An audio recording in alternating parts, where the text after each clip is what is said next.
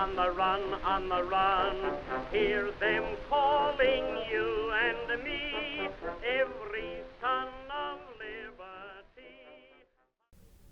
In the fall of 1917, as the first American doughboys began occupying the trenches on the Western Front, the soldiers of the 153rd Infantry Regiment, both volunteer and draftee alike, began adjusting to their new life training in central Louisiana. The regiment, originally the 1st Arkansas Infantry and part of the National Guard, had been redesignated along with the rest of the Federalized Guard units.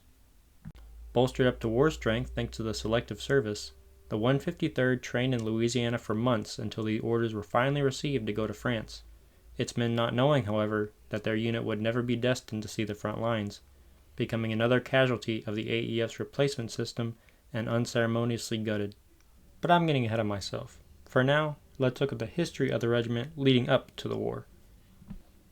There have been numerous infantry units that have gone under the moniker of the 1st Arkansas, such as during the Civil War when the designation was used by many regiments and battalions on both sides of the conflict.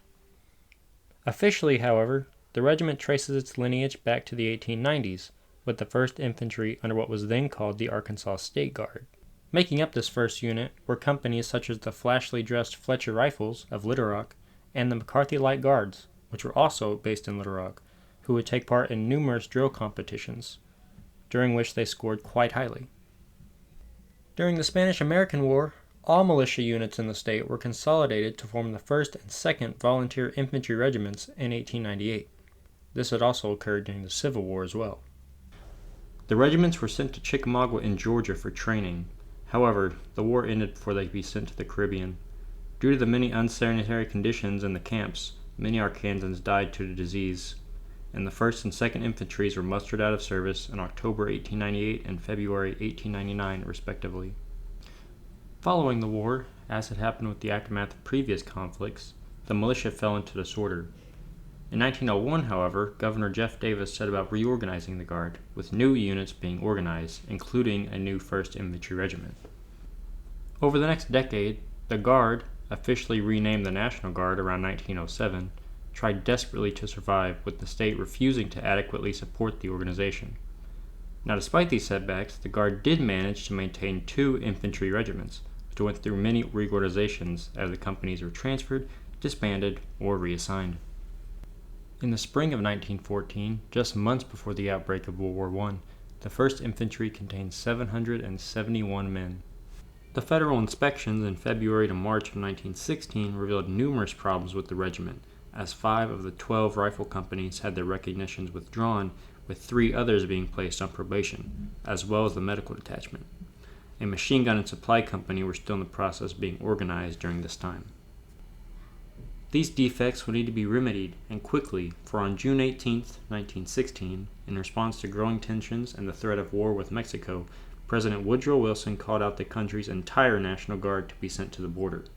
The regiment's mobilization point was to be at Fort Logan H. Roots in North Little Rock, and by the night of June 28th, every company had arrived from their home stations. Most companies reported with around 80 men each, the lowest being Company K with 71, and the highest by far being Company E with 131. Between July 6th and the 10th, the 1st Arkansas Infantry, excluding the Machine Gun, Supply, and Headquarters Company, which would be organized later, was mustered into service with approximately 1,128 men. However, this number would be drastically reduced as the regiment was now subjected to federal physical examinations, which would see roughly half the unit be disqualified for service. By the time they reached the border, companies found themselves well below the peacetime strength of 65 men and pitifully short of the wartime strength of 150. For example, Company K again had the lowest with 31 men, and Company E again had the most with around 70, the only company to be above peacetime strength. However, in the following month, it too would drop below 65. By the end of August, the regiment contained approximately 650 men. After being delayed by heavy rains, the 1st Infantry departed the afternoon of August 11th, traveling in 2 sections and bound for Deming, New Mexico, which was about 36 miles from the border. The regiment arrived on the night of August 13th and set about constructing their camp, where they would remain for nearly 6 months.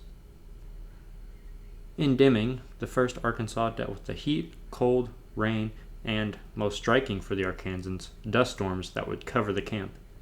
Despite the new environment, the men made the most of it, and for example, by the end of October, the 1st Battalion's military appearance was listed as excellent, while most others were listed as good or very good. The Arkansans were assigned to the 4th Separate Brigade, along with guardsmen from Delaware, Colorado, New Hampshire, and Wyoming. New to the Arkansas Guard, and largely to the Army in general, was that of machine guns. The new machine gun company of the 1st Arkansas was mustered on August 18th and was equipped with 4 air-cooled Lewis guns, as well as 4 trucks for transportation. It was also the company that would see the regiment's first death, as in October, Sergeant Henry Cox died from wounds after being accidentally shot during a firing demonstration. The regiment would not see any action during their time on the border, instead spending the time drilling, from the manual of arms to field marches and maneuvers. On September 26, the 4th Separate Brigade held a review in Deming before the town commander, General Granger Adams. In November, the regiment took part in a march to Fort Bayard, 45 miles to the northeast, which turned into a demoralizing disaster as the extreme cold caused many to fall ill and others to desert and make their way back to Deming. The winter would prove particularly brutal for the Arkansans, as between November and January 11 soldiers would die, most from pneumonia.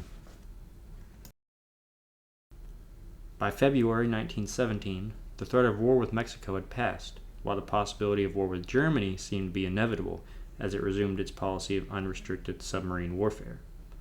For now, however, the regiment finally received their orders to return home, departing on February 2nd and arriving on Little Rock on the 6th.